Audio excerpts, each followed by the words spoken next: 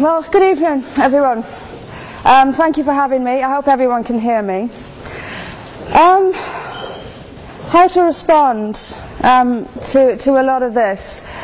First of all, on the bar, you said you admitted yourself that the bar had been set quite high. I would suggest, though, that the burden of proof is on the proposer rather than on us. It quite clearly says Islam is a religion of peace. I suggest you prove it. We've also been told here tonight when we opened, that this debate must take place in the real world. Well, absolutely, yes, it must. It must take place in the real world. And I will describe what Islam is doing in the real world. We can sit and we can debate theocracy day in, day out. We will never agree. We can debate, is there a God, isn't there a God, is the Quran real, isn't it? None of it actually matters. What matters is what happens in the real world, as my opponent quite rightly said. My side of the argument is regularly told that we've heard it again tonight, we were described somewhat as hate. We were told that we are demonizing Islam, whipping up fear of Islam. Not the first time I've been accused of this, probably won't be the last. But let me just say, and let's take this into the real world as we've been advised to do, let me tell you what actually whips up fears of Islam. We take it from the top: 9/11, the London Underground bombings, Madrid, Mumbai, Mali, Bali, northern Nigeria, Sudan, Afghanistan, Saudi Arabia, Iran, Yemen, Pakistan, death for apostasy, death for blasphemy, death for adultery, death for homosexuality, gender segregation, gender discrimination, unequal testimony between men and women in legal proceedings, child marriage, amputations, beheadings, imprisonment for being raped, anti-Semitism, burqas, execution, as I've said, for this, that and the other, the slaughter of Theo van Gogh on the streets of Amsterdam, death threats on the streets of London, butcher those who insult Islam, Muslim patrols in East London telling people they are entering Sharia controlled zones, polygamous marriages, marriage not requiring the consent of the bride. This is what causes fear of Islam. It is not me, it is not my colleagues on this side. What information on that point? If Islam and Muslims are responsible for the Muslim patrols, I'm not finished. I'm not. No, I'm not. I mean, let me speak on. But the point is that it is not I or my fellow debaters on this side who are causing fear of Islam. It is the actions of Muslims that are causing fear of Islam. That is the real world. That is where we actually live. Then we'll be told that this is just the extreme fringe of Islam. Well, let me have a look at Saudi Arabia. Saudi Arabia, the birthplace of Islam, the custodian of its holy sites. In Saudi Arabia, a woman is not allowed to drive. She is not allowed to leave the house without a mahram. She is not allowed to vote, although they've been incredibly generous by allowing some votes in the next elections. This is apparently the extreme fringe of people are executed for blasphemy, executed for apostasy.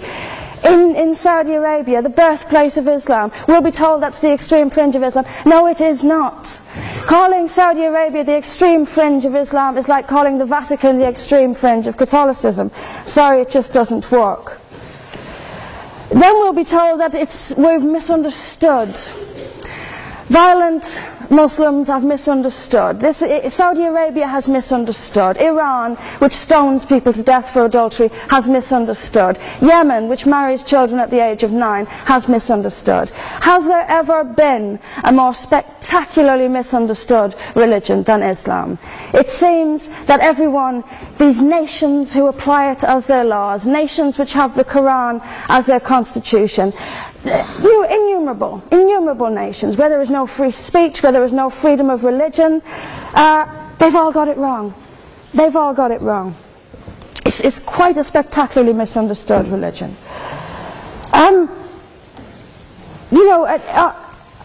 There's just so much that, I'm constantly told as well that I need to respect Islam. I'm never quite given a good enough reason why. I am under no greater obligation to respect Islam than I am any other beliefs. I'm under no more obligation to respect a woman oppressed in the name of Islam than if she is oppressed by the BNP or anyone else. I am under no obligation to make compromises with an ideology I simply don't see as peaceful. Why don't I see it as peaceful? Because of the evidence. If I look around the world and I see the countries where Islam calls the shots, all I see is brutality and violence imposed by the state. We were told that peace is not just the absence of violence but the presence of justice. Absolutely. I do not see how in a nation where, as the only woman here, I have some particular issues with the way women are treated in Islamic states. Now you can argue that they've got it wrong.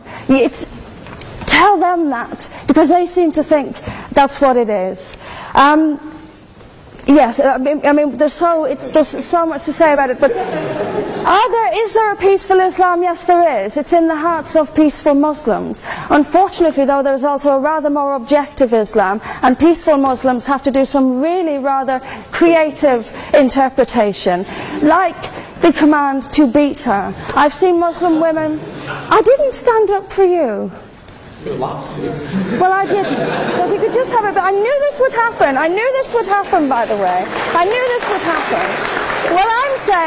What I'm saying is completely controversial and will be booed and shouted down, and I have no doubt my colleagues the same. I knew this would happen. You say anything negative, you'll get the boos. I'm actually going to leave it there. But I will finish just by saying this. There are hundreds of millions of peaceful Muslims. That is a fact. But that does not mean that Islam itself is peaceful. Peaceful Muslims interpret verses of the Quran so almost beyond recognition it's reinterpreted. Like the command to beat her. It's there in the Quran, and I've seen Muslim women try to dance around it. They put words in there that simply aren't there. That's what it says. It says beat her. And in the countries where the Quran calls the shots, that is exactly what they do. This is not peace. This is not justice. Islam is not a religion of peace, as the evidence shows us. Thank you. Thank you very much, Mr. President. Ladies and gentlemen, good evening. Assalamu alaikum. Lovely to see you all here tonight. We are having a very entertaining night, are we not, with some very interesting things being said from the other side of the house tonight. Let me begin by saying, as a Muslim, as a representative of Islam, I would consider myself an ambassador for Islam, a believer in Islam, a follower of Islam and its Prophet. So, in that capacity, let me begin by apologising to Anne-Marie for the Bali bombings. I apologise for the role of my religion and me and my people, for the killing of Theo van Gogh, for 7/7. Yes, that was all of us. That was Islam, that was Muslims, that was the Quran. I mean, astonishing claims to make in the very first speech on a day like today, where the Conservative Prime Minister of the United Kingdom is having to come out and point out that these kind of views are anathema. And I believe you're trying to stand for the Labour Party to become an MP in Brighton. If you do, and you make these comments, I'm guessing you'll have the whip withdrawn from you, but then again, UKIP's on the rise, they'll take you, the BNP, they might have something to say about your views. What Mehdi Hassan always does.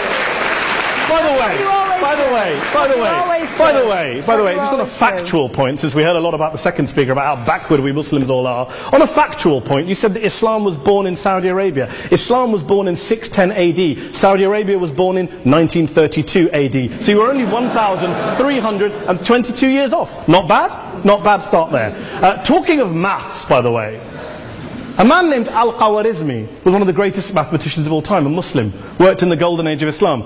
He's the guy who came up with not just algebra, but algorithms. Without algorithms, you wouldn't have laptops. Without laptops, Daniel Johnson tonight wouldn't have been able to print out his speech in which he came to berate us Muslims for holding back the advance and intellectual achievements of the West, which all happened without any contribution from anyone else other than the Judeo-Christian people of Europe. In fact, Daniel David Levering, the author of the Pulitzer Prize-winning historian and author of The Golden Crucible, points out that there would be no Renaissance, there would be no Reformation in Europe without the role played by Ibn Sina and Ibn Rushd and some of the great Muslim theologians, philosophers, scientists in bringing Greek text to Europe. As for this being our university, I will leave that to the imagination as to who is our and who is there. I studied here too. An astonishing set of speeches so far making this case tonight. A mixture of just cherry-picked quotes, facts and figures, self-serving, selective, a farrago of distortions, misrepresentations, misinterpretations, misquotations. Daniel talked about my article in the New Statesman, which got me a lot of flack, where I talked about the anti-Semitism that is prevalent in some parts of the Muslim community, which indeed it is. Of course, I didn't say in that piece that it was caused by the religion of Islam. In fact, modern anti-Semitism in the Middle East was imported from, finish the sentence, Christian, Judeo-Christian Europe, where I believe some certainly bad things happened to the Jewish people. In fact, Tom Friedman, Jewish-American columnist in the New York Times, told me in this very chamber last week that he believed, had Muslims been running Europe in the 1940s, 6 million extra Jews would still be alive today. So I'm not going to take lessons in anti-Semitism from someone who's here to defend the Judeo-Christian values of a continent that murdered 6 million Jews. Moving swiftly on. Yes. Absolutely. Well, I'm about to make that point. No, I'm about to make that point. You're right. I agree with you. I agree with you 110%. That is my point. I don't think Europe is evil or bad. I'm a very proud European. I don't want to judge Europe on that basis, but if we're going to play this gutter game where we pull out the Bali bombing and we pull out examples of anti-Semitism in the Islamic community, then of course I'm going to come back and say, well, hold on. I mean, look, let's be very clear. Daniel here was a last-minute replacement for Douglas Murray, who had to pull out. And Douglas and I have a well-documented differences, but to be fair to Douglas, as to be fair to Anne-Marie and to Peter, atheists. Atheists see all religions as evil, violent, threatening. What the problem I have with Daniel's speech is that Daniel comes here to run this robust defense of Christianity, forgetting that his fellow Christians, people who said they were acting in the name of Jesus, gave us the Crusades, the Spanish Inquisition, the anti-Jewish pogroms, European colonialism in Africa and Asia, the Lord's Resistance Army in Uganda, not to mention countless arson and bomb attacks on abortion clinics in the United States of America to this very day. I would like a little bit of humility from Daniel first before he begins lecturing other communities and other faiths on violence, terror and intolerance. But, no thank you. Some water. But I would say this, to address the gentleman's very valid point here, I'm not going to play that game. I don't actually believe that Christianity is a religion of violence and hate because of what the LRA does in Uganda or what Crusaders did to Jews and Muslims in Jerusalem when they took back the city in the 12th or 13th or whatever century it was. I believe that Christianity, like Islam, like pretty much every mainstream religion, is based on love and compassion and faith. I do follow a religion in which 113 out of the 114 chapters of the Quran begins by introducing the God of Islam as a God of mercy and compassion. I would not have it any other way. I don't follow a religion which introduces my God to me as a God of war, as some kind of Greek God of wrath, as a God of hate and injustice. Not at all. As Adam pointed out, you go through the Quran and you see the mercy and the love and the justice. And yes, you have verses that refer to warfare and violence. Of course it does. This is not a motion about pacifism. I'm not here to argue that Islam is a pacifistic faith. It is not. Islam allows military action, violence in certain limited contexts. And yes, a minority of Muslims do take it out of that context. But is it religious? We talked about Woolwich. Daniel and Anne-Marie have suggested that it's definitely religion that's behind all of this. Well, actually, what I find so amusing tonight is we're having a debate about Islam, and the opposition tonight have come forward. We have a graduate in law, a graduate in modern history, a graduate in chemistry, and you know, I admire all of their intellects and their abilities, but we don't have anyone who's actually an expert on Islam, a scholar of Islam, a historian of Islam, a speaker of Arabic, even a terrorism expert or a security expert or a pollster, let alone to talk about what Muslims believe or think. Instead, we have people coming here, putting forward these views, putting forward these sweeping opinions. Listen to Professor Robert Pape of the University of Chicago, one of America's leading terrorism terrorism experts who, unlike our esteemed opposition tonight, studied every single case of suicide terrorism between 1980 and 2005, 315 cases in total. And he concluded, and I quote, "There is little connection between suicide terrorism and Islamic fundamentalism or any of the world's religions. Rather, what nearly all suicide terrorist attacks have in common is a specific secular and strategic goal to compel modern democracies to withdraw military forces from territory that the terrorists consider to be their homeland." And the irony is, when we talk about terrorism, the irony is that the opposition and the Muslim terrorists, the Al-Qaeda types, actually have one thing in common. Because they both believe that Islam is a warlike, violent religion. They both agree on that. They have everything in common. Osama bin Laden would be nodding along to everything he's heard tonight from the opposition side. He agrees with them. The problem is that mainstream Muslims don't. The majority of Muslims around the world don't. In fact, a gentleman here started quoting all sorts of polls. Gallup carried out the biggest poll of Muslims around the world, of 50,000 Muslims in 35 countries. 93% of Muslims rejected 9/11 and suicide attacks. And of the 7% who didn't, they all, when polled and focus grouped, cited political reasons for their support for violence, not religious reasons. And as for Islamic scholars and what they say, well, Daniel talks about our University of Oxford. We'll go down to Oxford Centre for Islamic Studies, get hold of a man named Sheikh Afifi al-Akiti, who is a massively well-credentialed and well-respected Islamic scholar, who has studied across the world, who in the days after 7/7 published a fatwa denouncing terrorism in the name of Islam, calling for the protection of all non-combatants at all times, and describing suicide bombings as an innovation with no basis in Islamic law. Go and listen to Sheikh Tahir al-Qadri, one of Pakistan's most famous Islamic scholars, who published a 600-page fatwa condemning the killing of all innocents and all suicide bombings unconditionally without any ifs or buts. There's nothing new here. This is mainstream Islam, mainstream scholarship, which has said this for years. You don't go out and kill people willy-nilly in the high street or anywhere else, on a bus or a mall, based on verses of the Quran that you cherry-pick without any context, any understanding, any interpretation, or any commentary. Point of information. Please. Well, it doesn't happen apparently. I didn't say it doesn't happen at all. I never said it didn't happen. I don't blame Islam. Yes, it's a very good point. And a lot of us are campaigning against that. And we're campaigning against it in the name of Islam. We're campaigning against it in the name of various interpretations of Islam. Anne-Marie comes and scares us with her talk of Sharia law. I would like to see the book of Sharia law. It doesn't exist. People argue over what Sharia law is. And you empower the extremists by saying there is only one version. You empower them all. I don't believe you took any interruptions, Anne-Marie, so I think you should stay there for a moment. Here's what we're dealing with. Here's what we're dealing with. We are dealing, I took your point. Here we are dealing with a 1400-year-old global religion, followed by 1.6 billion people in every corner of the world, a quarter of humanity, of all backgrounds, cultures, ethnicities. And yet the opposition tonight wants to generalize, stereotype, smear, in order to desperately win this debate. And here's my question, if we're going to generalize and smear. If, okay, people say yesterday's bombers, and we've got to be careful, there's a trial going on, were yesterday's attackers, motivated by Islam? Big debate. I don't believe they were. Let's say they were. Let's say Faisal Shahzad, the Times Square bomber, was motivated by Islam. Let's assume, for sake of argument, that Richard Reeves, the shoe bomber, was motivated by Islam.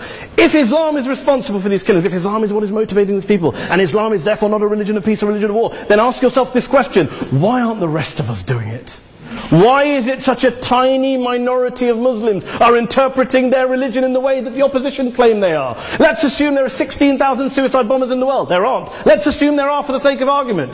That's 0.001% of the Muslim population globally. What about the other 99.99% of Muslims who the opposition tonight either ignore or smear? The reality is that the rest of us aren't blowing ourselves up tonight. The reality is that the opposition came here tonight not worried about the fact that me and Adam might pull open our jackets and blow ourselves up tonight because we're followers of a warlike warrior religion which wants to take over Europe and Daniel's university. The issue is this.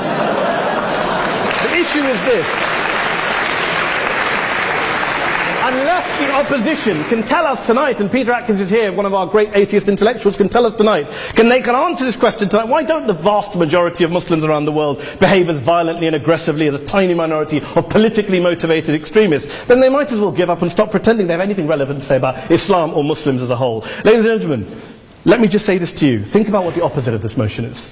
If you vote no tonight, think about what you're saying the opposite motion is. That Islam isn't a religion of peace, it's a religion of war, of violence, of terror, of aggression. That the people who follow Islam, me, my wife, my retired parents, my 6-year-old child, that 1.8 million of your fellow British residents and citizens, that 1.6 billion people across the world, your fellow human beings, are all followers, promoters, believers in a religion of violence. Do you really think that? Do you really believe that to be the case? They say that in the Oxford Union, the most famous debate was in 1933, when Adolf Hitler looked out for the result of the King and Country motion, where they voted against fighting for King and Country, and Hitler was listening out for the result. Well, tonight, 80 years on, there are two groups of people around the world who I would argue are waiting for the result of tonight's vote. There are the millions of peaceful, non-violent, law-abiding Muslims both in the UK, Europe, Asia, Africa and beyond, who see Islam as the source of their identity, as a source of spiritual fulfillment, of hope, of solace.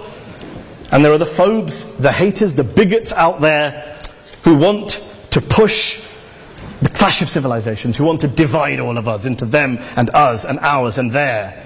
Ladies and gentlemen, I urge you all not to fuel the arguments of the phobes and bigots. Don't legitimize their divisions. Don't legitimize their hate. Trust those Muslims who you know, who you've met, who you hear, who don't believe in violence, who do want you to hear the peaceful message of the Quran as they believe it to be taught to the majority of Muslims. The Islam of peace and compassion and mercy. The Islam of the Quran, not of Al-Qaeda. Ladies and gentlemen, I beg to propose this motion to the House. I urge you to vote yes tonight. Thank you very much for your time.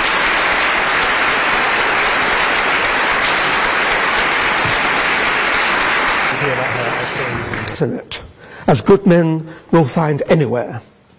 But we, through examples of the behavior that Islam inspires and often condones, and I, by seeking to show that Islam has an intrinsic fault, long for Islam 2.0. Islam 2.0, Islam's enlightenment, will have an emphasis on humanity, subtlety, harmony and reason, and be virtuous. On that point, this evening, though, you are judging Islam 1.0, not Islam 2.0. By opposing the motion, you will be encouraging the emergence of what most of humanity really longs for, but for which does not yet exist. Please, for the sake of humanity, oppose.